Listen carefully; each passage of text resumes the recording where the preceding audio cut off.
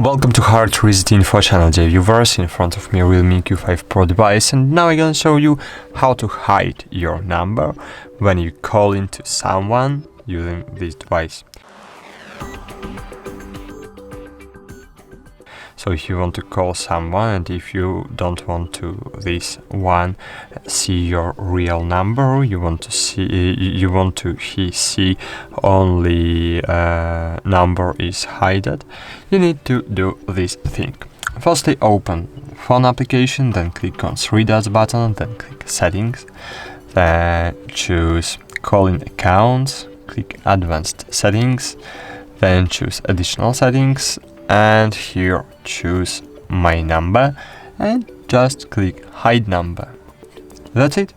Thanks for